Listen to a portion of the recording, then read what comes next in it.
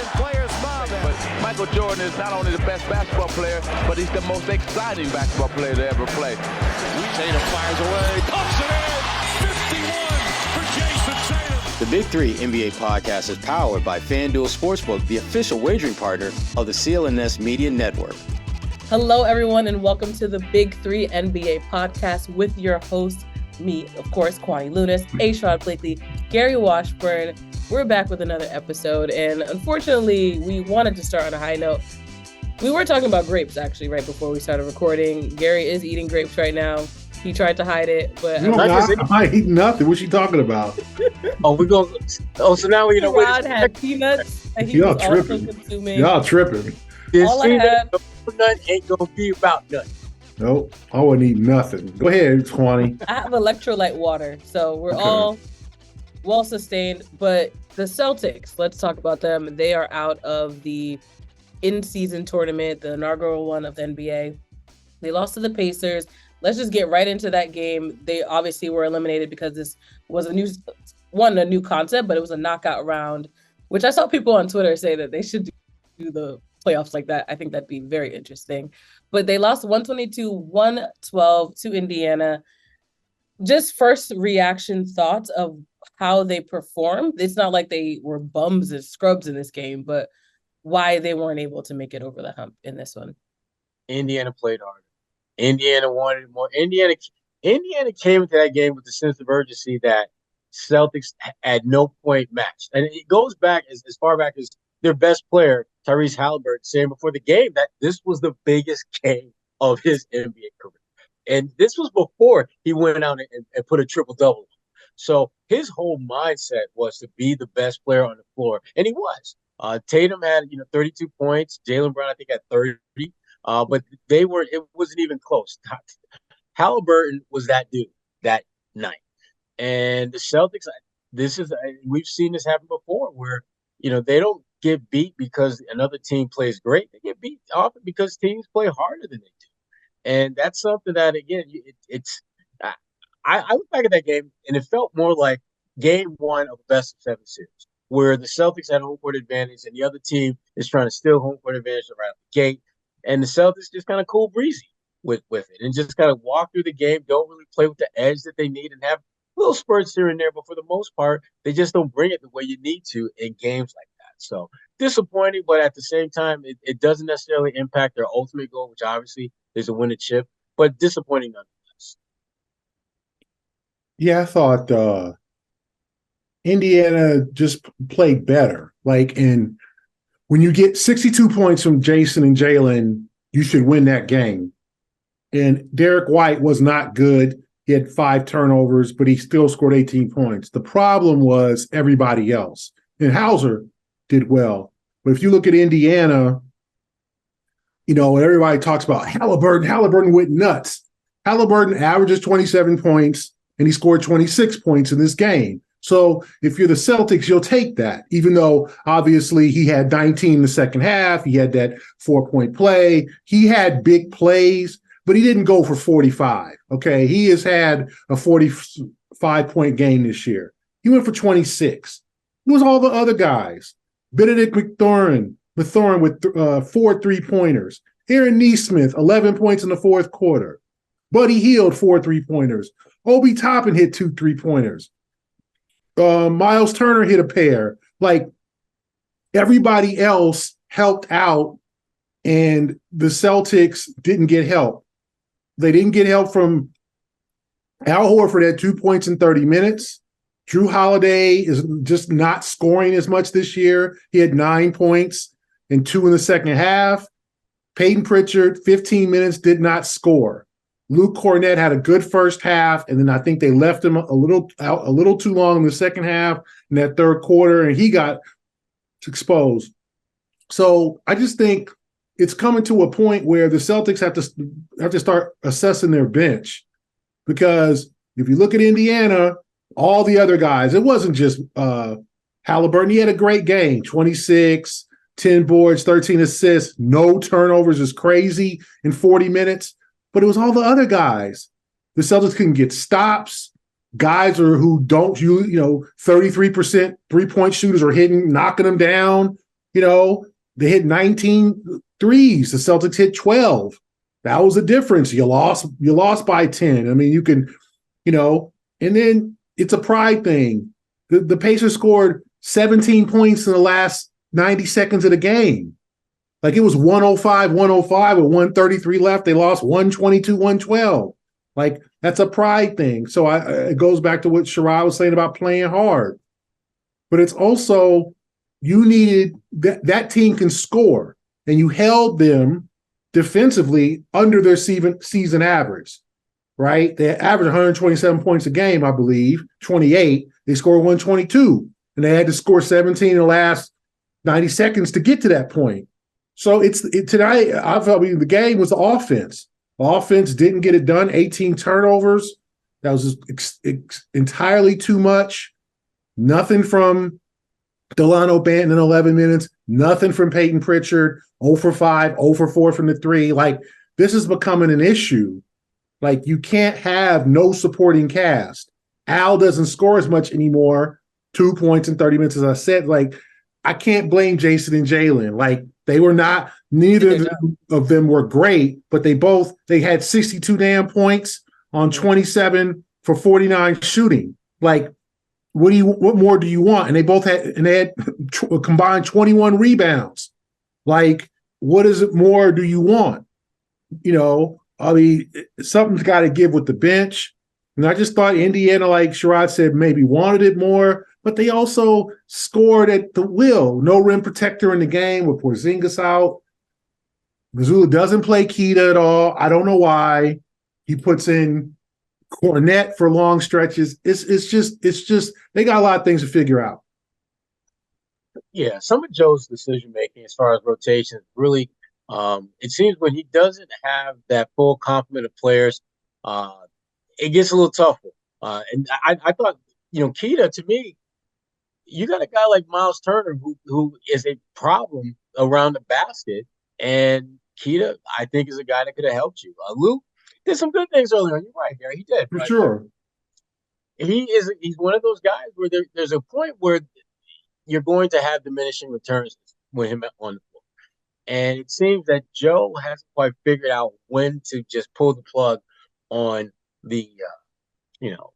on him to just not play and go with someone else. And the other thing too, and we I don't think we're going to spend a ton of time on it, but there's a dude on your roster who knows that Indiana Pacers roster better than anyone else. His name is O'Shea Brissett. O'Shea Brissett saw as much time as us three combined. That should never happen, particularly against a team that is going to have a little bit of those extra something after the ass whooping you gave him last time. Why does he not play? I have no idea. And there was a report when the Celtics played Memphis, there was a report that Marcus had huddled them up to literally give a scouting report on the Celtics. That's like and that's not even a game that was high stakes. So why would you not have someone that could give you some kind of intel as to how you could win this very important game? Yeah, Sherrod, you're right. Like, I don't know what's going on with Lamar Stevens and O'Shea Brissett. And Svi. I mean, the dude can shoot. Okay, like, to me, you're getting to the point with Peyton Pritchard. We're a quarter into the season.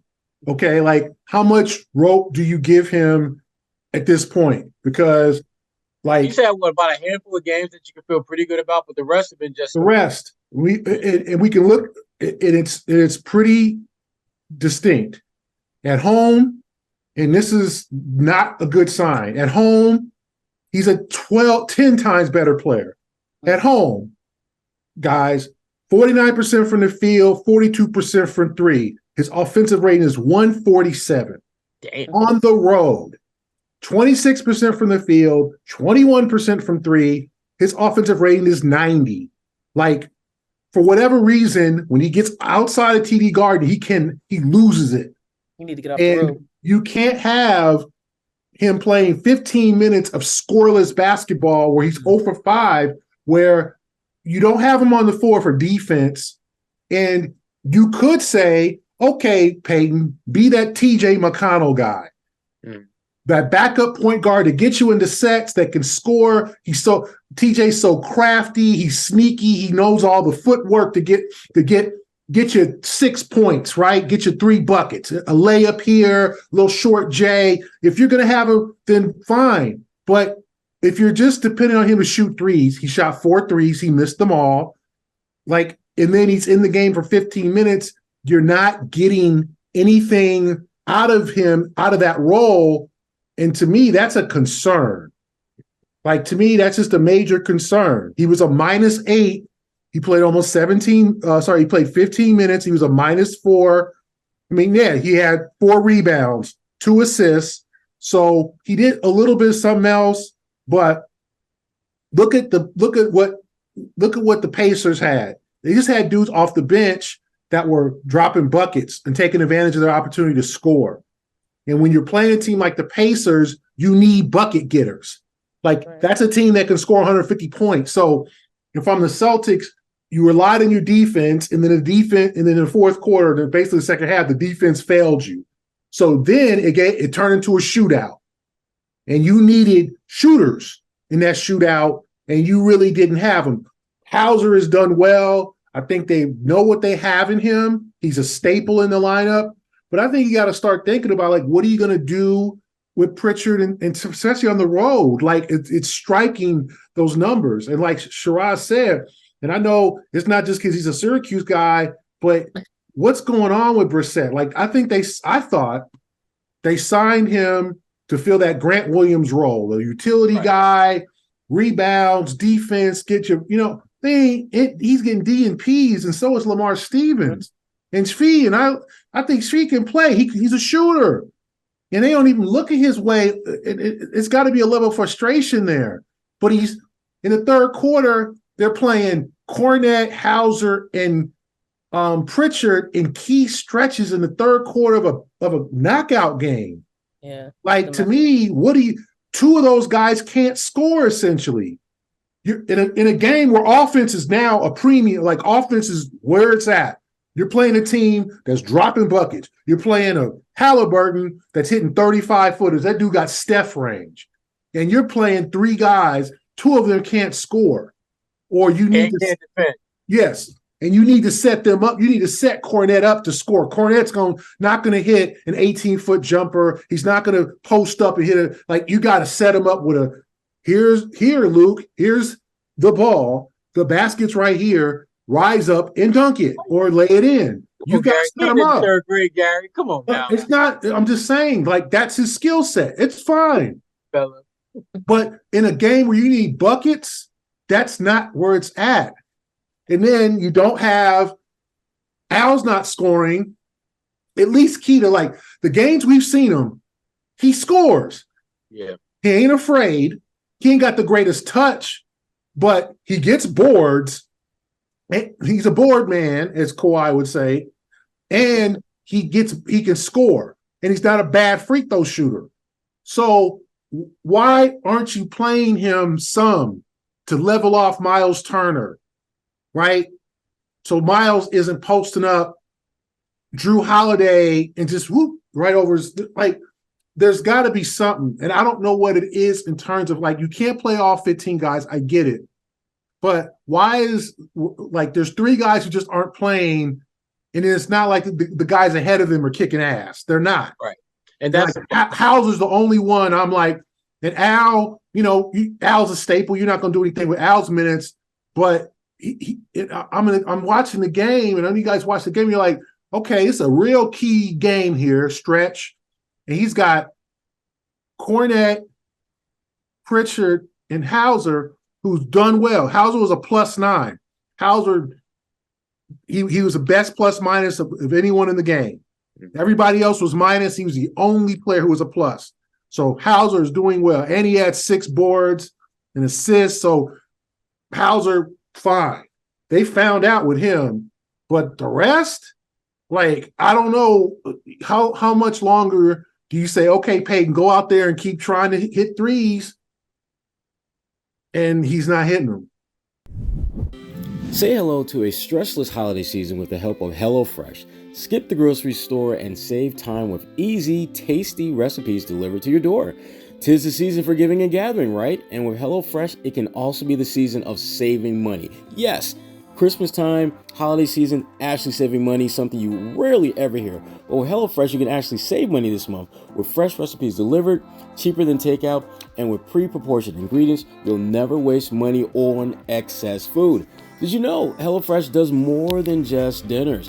From easy breakfasts to start your morning off right, to 10-minute lunches or satisfying snacks, both adults and the kiddies will love. HelloFresh has tasty choices for every mealtime occasion, and the best part, no grocery trips required and thus no gas in your vehicle to get there. Everyone knows that I love the HelloFresh meatloaf. It's no secret, but I've expanded the palate a little bit and gotten into their meat and pasta dishes too, as well as their smoothies when I'm on the go. So whatever you have a taste for, HelloFresh has you covered. And right now, go to HelloFresh.com/Big3Free, and that's Big3, THREE free, and use code Big3Free for free breakfast for life. One breakfast item per box while subscription is active. That's free breakfast for life at HelloFresh.com/Big3Free with code Big3 THREE free.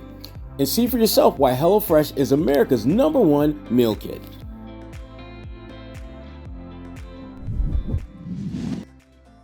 You kind of started to answer this question, but we like our games here on our pod. So pick and roll, a common game here. Oh my goodness. Gary's happy now.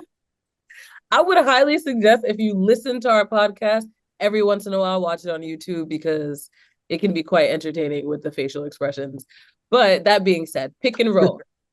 Who do you blame the most for this loss? Was it bad Celtics or just really good Pacers?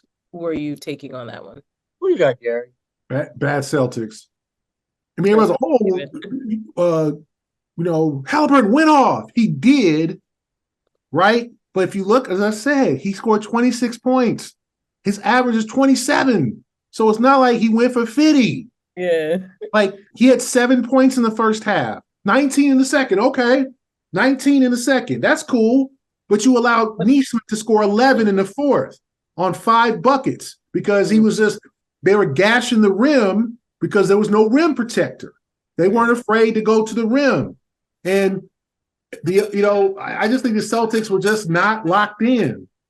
Jason tried, Halliburton gets that 4-point play, so it's 109-105. Jason does come back with a pull-up 3. That's a hero ball shot. He's capable of hitting that. But if you just get a bucket, it's a very critical possession. We've got to score to yourself. We've got to score. Cut it to 2, then you get a stop. The game's not over down 109-105 with a minute and a half left. It's not. Plenty of time. But possessions are precious. So Jason comes down, pull up 3, hero ball, misses, and then the Buddy Hield 3 off the inbound. It was lack of execution. They said we got frazzled and disorganized down the stretch because they were playing so fast. And that's on them. They're a veteran team. I blame the Celtics. Pacers were good. The other guys besides Halliburton, I felt like were good. Very good. Mathurin, 4 3-pointers.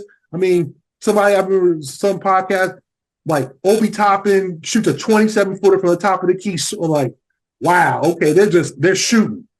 They're killing. They are doing what they supposed to. Buddy Hield is a shooter. He hit 4 threes, 21 points. Buddy Hield was a plus 29. Something's wrong. So to me, it was bad Celtics. Drew Holiday wasn't himself. I know he was a little banged up. Derek White had 5 turnovers. He said he admitted he said he was terrible. Al doesn't shoot. He had 3 shots in 30 minutes. It's the Celtics. I can't blame Jalen and Jason, but it's the rest of the guys I felt like didn't step up when the Pacers, rest of the guys did. And the coaching. Coaching too. Sorry. Gary. You are so wrong, brother. Oh my goodness. I'm gonna tell you why. I'm gonna tell you why. There You was said I got good receipts. Pacers, and here's why.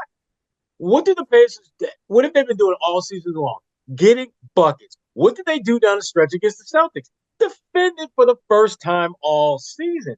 That is what good teams do. The contributions that you laid out that their players made, Aaron Nesmith is not doing that every night. Batum is not doing that every night.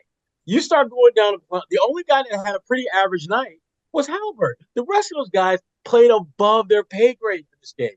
And to me, that's not something that just happenstance. That's a sign of a team that's having a great night. They were the better team because they played a better brand of Pacers basketball. That's why they won the game.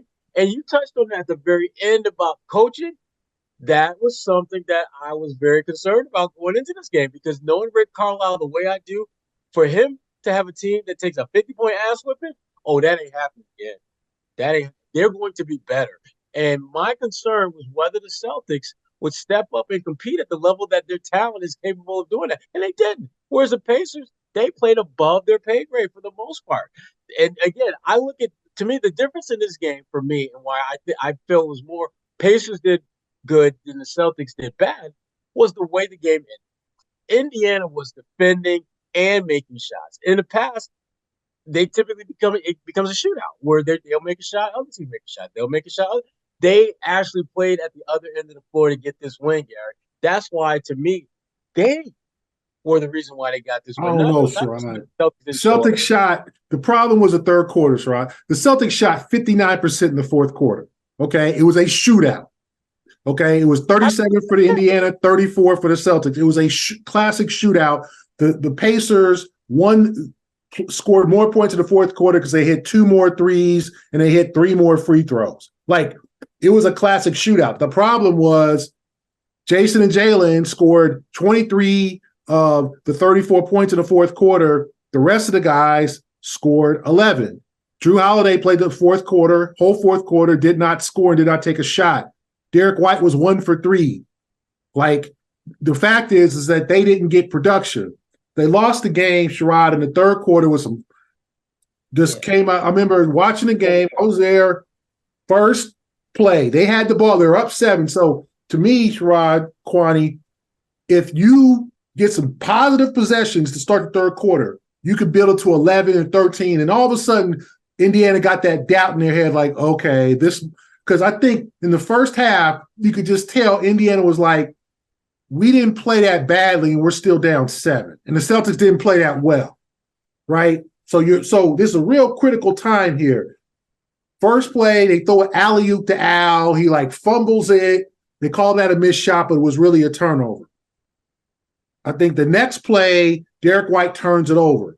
Then Halliburton hits a 3 and then hits a layup, and all of a sudden it's a 2-point game, or it's close to it's a 2 or 3 point game. You're like, the Celtics had a chance to go up 10, 12 points, build on that lead. Now it's a 3-point game. Then Halliburton got hot and other guys, and suddenly the third quarter got away from them. And then Missoula's playing those funky rotations.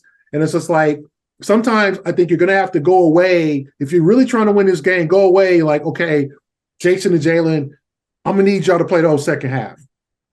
Like, and I'm not saying that it's not worth it. Oh, it's only a regular season game. Who cares?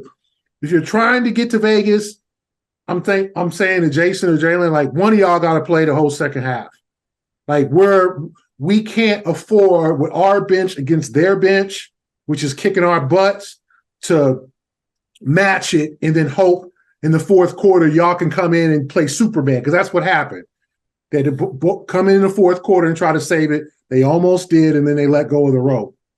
So I think you're right. I think, Sherrod, Indiana defended in some stretches, but the Celtics shot 59% in the fourth quarter. Like, they didn't defend in the fourth quarter. You saw Aaron Nesmith gashing him to the, he was going to the rim, no rim protector. Or Halliburton, who now he got him scattered. He's dribbling, takes in 2 defenders, throws it out to Miles Turner, Mathurin, or Hield. 3, boom. And some of those shots, I admit, you're right. We're like, damn, he hit that one. Like Mathurin, I think it's a 34% three. He was on. So I just think the Celtics, had their chances. They knew it was going to be a shootout, and they didn't bring enough weapons to the show. Well, I'll just keep my final shot relatively brief. Final rebuttal. And just make this last point. The third quarter, Indiana ended with a 17-7 run. The fourth quarter, Indiana ended with a 17-7 run. They didn't end the runs by just out shooting them.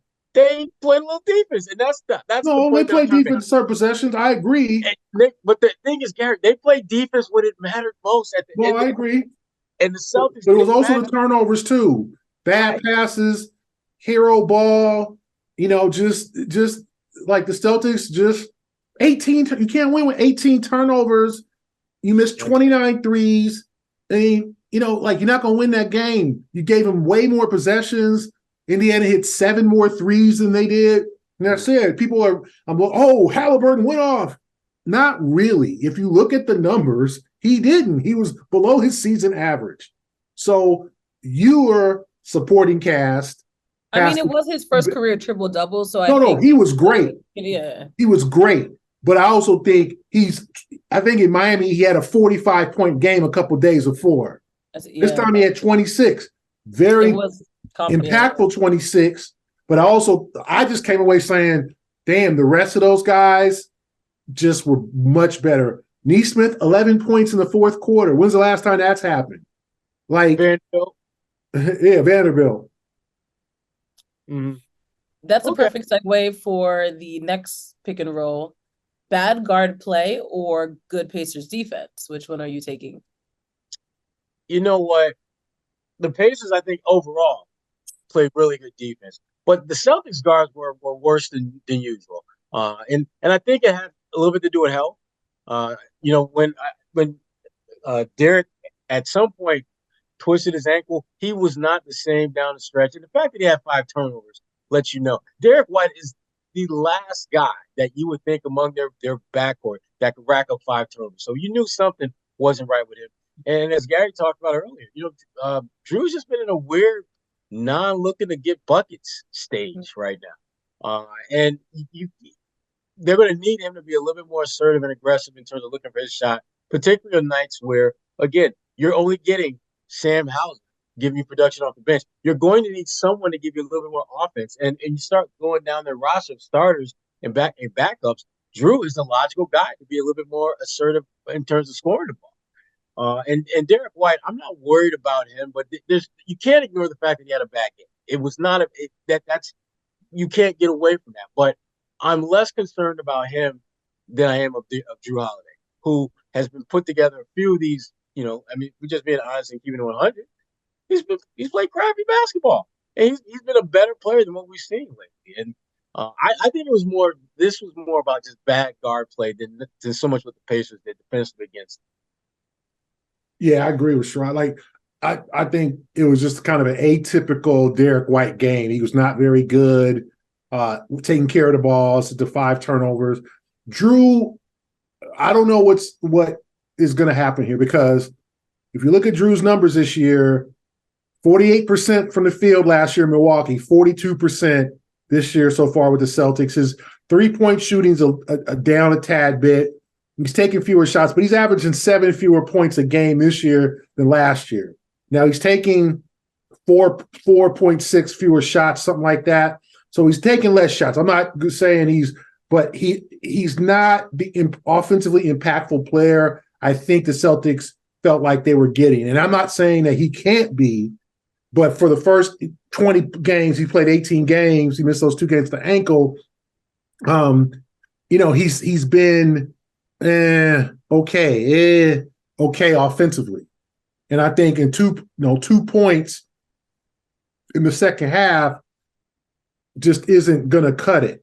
And you look at his last, several games, 9, 13, 14, 5 points in that win against Milwaukee. And then he had 11 in the overtime loss to Charlotte, where he missed those 2 critical free throws.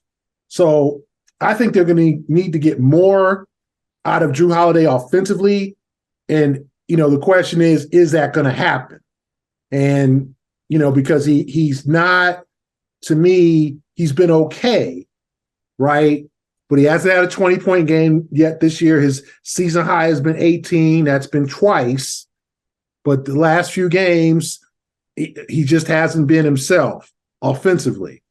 And they need him to knock down the threes. They need him to be more assertive, I think more assertive offensively. In his three-point shot, he's 38%, so that's good. He'll be fine. But take more shots, get more involved in the offense, post up a little bit. And so I'm going to blame Kwani bad Celtic guard play. We're driven by the search for better. But when it comes to hiring, the best way to search for a candidate isn't to search at all. Don't search, match with Indeed. If you need to hire, you need Indeed. Indeed is your matching and hiring platform with over 350 million global monthly visitors, according to Indeed data, and a matching engine that helps you find quality candidates fast. Ditch the busy work. Use Indeed for scheduling, screening, and messaging so you can connect with candidates faster. And Indeed doesn't just help you hire faster. 93% of employers agree Indeed delivers the highest quality matches compared to other job sites, according to a recent Indeed survey.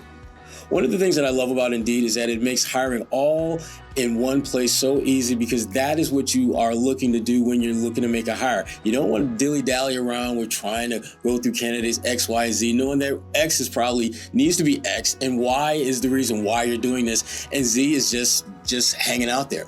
You want to be able to hire in a timely fashion, and Indeed is a great way of making that happen.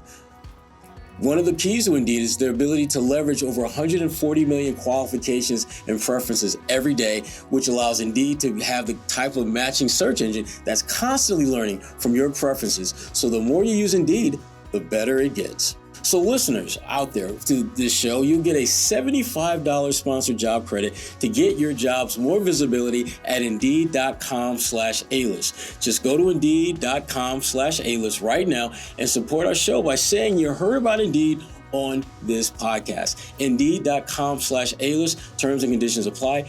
You need to hire? You need Indeed.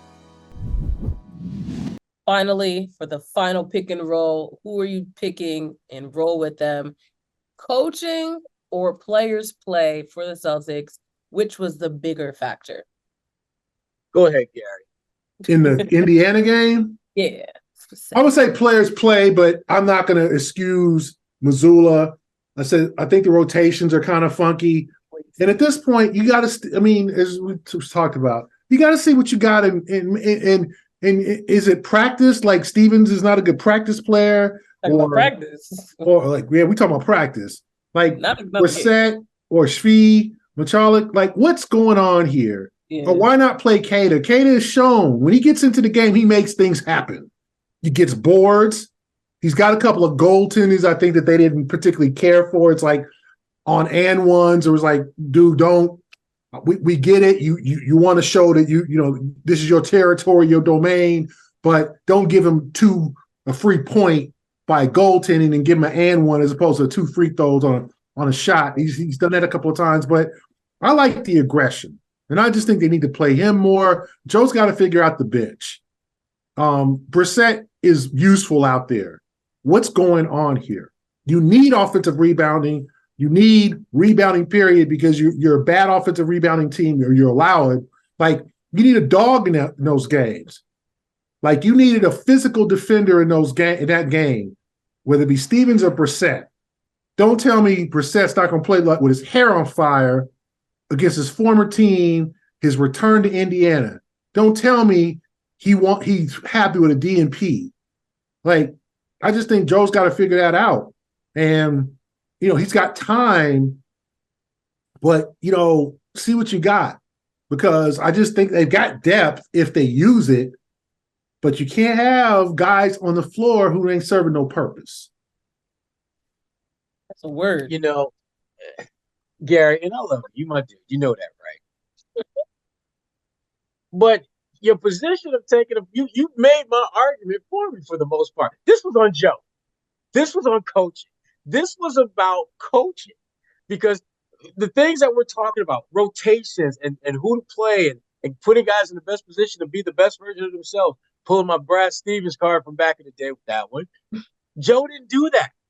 Brissett would have made perfect sense to play him. Kata, when you need someone to give you a little bit of energy, a little bit of juice in that front court with his athleticism and his activity, he's going to make mistakes, and we know that. He's going to go 10 shots. He got no damn business touching.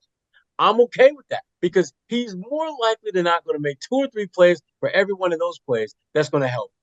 He's going to more than likely be in position to either alter a shot or make a cat like Buddy Hield think like, nope, I can't go there because that's going to go 5 rows back if I take this shot. Those are the things that Joe has to be better at. And frankly, he went against a guy in Rick Carlisle who knows that. Even this Indiana team is one of the highest scoring teams in the NBA. You start looking at the Rick Carlisle profile, and you've seen that he has coached teams that could not score to save their lives. He still won 50 games. He knows how to make the most of his personnel, knowing that at some point you're going to need to go with some guys who maybe get you more buckets. At some point, you need to grind it out. And there's some nights where you got to mix and match that. And Joe is still learning how to find that flow, find that rhythm, when to roll the dice on the guy at the end of your bench. And again, the Indiana game, it just seemed like this was a perfect coming out moment for Lamar Stevens. Would have been a perfect coming out moment for Brissett to go back to where he was not wanted. Indiana just didn't want him anymore. And you can't tell you, we've seen this time and time again. When players go back to a team that cut them loose, that didn't want them, if they still got game, we saw it on Monday with Aaron Neesmith. Exactly. You don't think that was personal for Aaron Neesmith? You don't think he was celebrating a little bit too much because he was like, yeah, y'all dumped me and I'm scoring buckets and I'm helping shut down Jason in the fourth quarter. Like, don't tell me Neesmith didn't feel that. I'm Windexing his shots. And Joe never gave his guys a chance to be that way. So I gotta put this one on Joe's head. I love Joe. I love that he's better than a year ago. Don't do that, Sherrod. Don't do that, Sherrod. I love Joe, but he an idiot. No, don't do that. Don't Charles Barkley him. I'm gonna do it. I love him, but he don't know what he's doing. No, don't do that. You know, this is hurt before. When you say you love somebody, that's a death. That's a death. It pays me to do this, but I got it. I hope you don't love. Oh, don't say you love me, Sherrod. Don't do that. I don't want that love. Uncle Lou, like, hey man, I just hurt you. I love you, but man, you a stupid ass. No, don't do that. Don't do that. Don't say you love so. That's not. I don't want that. Nah, Joe got to be better than this. Man. He got. I agree. I think we lamented enough about that specific game. Obviously, it was one of the more important quote regular season games for the sake of it being an in-season tournament. But looking ahead to their schedule, they have the Knicks on Friday, 2 bouts against the Cavs back-to-back, and then, of course, the Magic back-to-back as well. Not back-to-back nights, but back-to-back matchups with those opponents.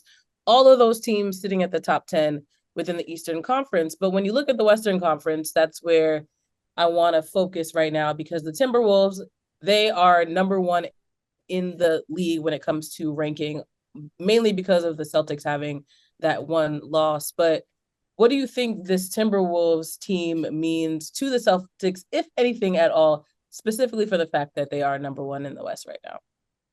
I don't think the Celtics are worrying too much about them. To be very frank and candid, I don't expect the Timber Pups to be the number 1 squad in the West. Every time I say Timberwolves, I think Timber Pups because of the you. Timber Pups. But look. But Sherrod, if it's a wolf, isn't it a kitten? What's that? Ooh. We had this conversation before, guys. See, this is what Cal. That was deja vu. Wait, let me just look it up. Baby. This is where Cal. What's a baby wolf? It is. Wait, why are people not answering my question? God. I just like the fact that Timber Pups makes me feel better here. I feel better calling no, it is cub, puppy, or pup. According to learnaboutnature.com. I don't know if that's the most reliable source. Yeah, that's a reliable source. Kwani, don't. Gary, with all due respect. Clickbait. Remember when Wikipedia was not a reliable source? Yeah, it was. Is it still not move one? Move on. All right, well, Timber Pups. Anyway, okay. Before I'm going as I was saying about the Timber They are pups or cubs. Cubs. Okay. I was saying about the Timber Pups. they're playing good basketball. Anthony Edwards is having. I mean, he really is emerging as one of the bright stars of the future. And at some point, it may be this year, he may enter that top 5 conversation for league MVP if they can stay near the top, which I don't think they will. But I think the Celtics, the bigger concern for them is just figuring out how to play against top tier competition. And Minnesota, I think, was in many ways similar to Indiana as far as being a team that I don't think the Celtics gave the kind of respect to that they should. They beat Indiana by 50 points. And so the next time you play them, you're thinking, we may not beat them by 50, but I mean, damn, how hard do we got to work to beat a team that we just smashed by 50? Apparently, you got to work pretty damn hard. Minnesota, they've always been just a horrible team out there. They've shown some signs under Anthony Edwards. I think they've been in the playoffs 2 out of the 3 years he's been there. But they're still Minnesota Timberwolves. And even when they had a great player like Kevin Garnett, he couldn't lead them to anywhere beyond maybe the first or second round of the playoffs. So 1 year in 2004, where they got all the way to the conference finals, lost to the Lakers, which, as you probably know, that was the year that the Detroit Pistons won the NBA title over the Lakers. But anyway, another story, another day. Let's move this on. Gary's like, wrap it up. Bottom line is Timberwolves are not a threat in the grand scheme of things if you're the Boston Celtics. Figuring out who you are and your identity, that is the big threat. What you got, Carver?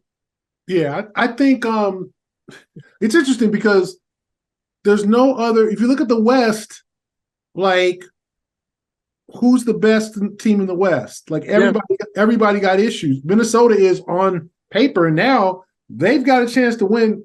Denver or Minnesota are probably 2 favorites because the Lakers are pretty good, but they have their times where they don't look so good. Phoenix, I'm not impressed with at this point. And maybe we'll see what happens when they get Bradley Beal back. But the Suns are just kind of running on a treadmill. Like, you don't see it. The Clippers are under 500.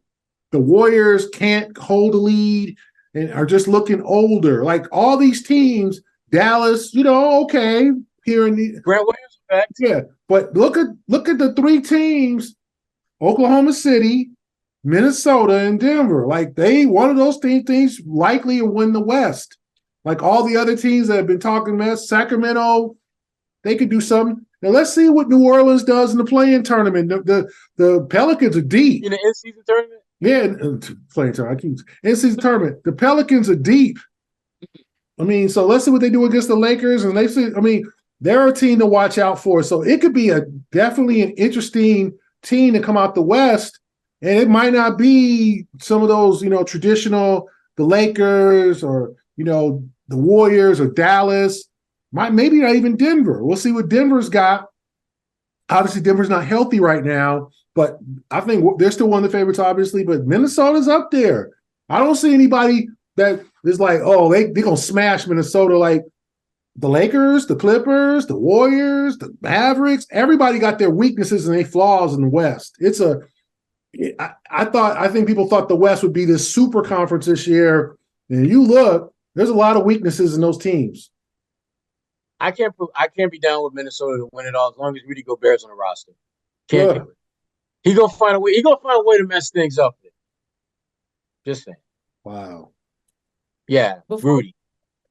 Score early this NFL season with FanDuel, America's #1 sportsbook. Right now, new customers get $150 in bonus bets with any winning $5 moneyline bet. That's $150 if your team wins. If you've been thinking about joining FanDuel, there's no better time to get in on the action. The app is so easy to use. There's a wide range of betting options, including spreads, player props, over-unders, and so much more. So visit FanDuel.com/Boston and kick off the NFL season. FanDuel, official partner of the NFL.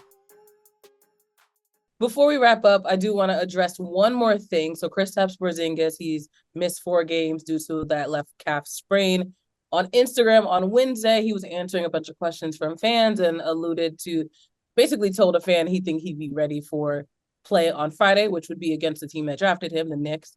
But then also in practice, he said basically he thinks after what he did on Wednesday's practice, he would be good to go on Friday. That being said, final game of this episode, fill in the lane. blank will benefit the most from allegedly, that being on Friday, from Porzingis's return? Who would that Jaylen be? Brown. Mr. Jaylen Brown. Okay. Jaylen Brown. Listen, there is no one other than they no one. That's his No one stepbrother. no one other like than Porzingis is looking forward to Porzingis being back on the floor than Jaylen Brown. Yeah. Jaylen is a different kind of. To me, Jaylen looks more like the supermax player that you want him to be when Porzingis is on the floor. The way that he's able to manipulate and navigate the pick and roll, his decision making, his scoring, I think is at a better clip. His overall impact is so much greater when he plays with Porzingis. And I'm still trying to figure out why the hell that is. Because the plays that he's involved with Porzingis are plays that when Rob Williams is around, Rob is a better finisher on the pick and roll, rolling to the rim than Porzingis is. But Porzingis presents a different challenge because when Porzingis is setting that pick, if Jaylen decides to drive and Porzingis, basically is stationary or takes a step back, defenses have to react to that. Whereas Rob, if Rob is at the elbow on a pick and roll and doesn't move, defense is like, he ain't gonna shoot. So I'm just gonna stick with Jaylen. Porzingis makes Jaylen a more dynamic scorer, and Porzingis has shown himself to be a better defender than I think a lot of us thought he would be. He ain't shutting nobody down. He couldn't even shot 5 rows back, but he does a really good job of making sure he keeps his body between you and the rim. And at 7'3", not only is he between you and the rim, but it's like looking over a skyscraper trying to get the shot to the rim. So is the rim even there? Yeah. So Jaylen, to me, Jaylen is the guy. Yeah, that's a good one. Yeah, I agree. Jaylen. And also Drew, I think it will make things easier for him to distribute and, get easier buckets. I think everybody, quite honestly, is going to improve with Porzingis in the paint, not only being an offensive threat, but a rim protector, a guy that teams know they just can't go at, because he's 7'3", not necessarily he's an amazing shot blocker, but that physical presence in the paint.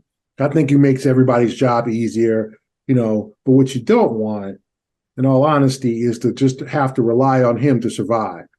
Like, he's not going to be healthy the entire season. You want to be able to figure out ways where you can get bonus with him off the floor, bonus minutes, productive minutes, winning minutes, positive minutes with him off the floor. And as well, then when he gets on the floor, you're a juggernaut. So I know that not having Porzingis is an excuse, but I think the Celtics need to re-equip their roster or figure out how to be better with him off the floor. I like that. It's very, very well said. So obviously, we're going to be looking forward to what happens on Friday. I think maybe, again, if he is back, that could maybe re-spark this team and build up that confidence once again. But until next week's episode, anything else from you two? No, I got nothing for Carver. Oh, my goodness. I have to say this electrolyte water was disgusting. Do not recommend, but hopefully I'll be hydrated. Good thing we got a sponsor who makes electrolyte water, huh? Right. But they have to be a good one. That's all that I ask. Can't be disgusting. But we appreciate all of you guys for listening. Of course, if you haven't subscribed already or shared with a friend, feel free to do so. It's the holiday season, the season of giving, so give them a new podcast to listen to. That was pretty good, Kwani. Thank you. Oh my gosh. And while they're in that giving mood, definitely give some love to our sponsors. HelloFresh, Indeed, and of course FanDuel. We've got lots of love for us. So there you go. Perfect. Well said. This has been a great episode of our podcast. Thank you for listening. And of course, we'll be back next week. Stick around with us.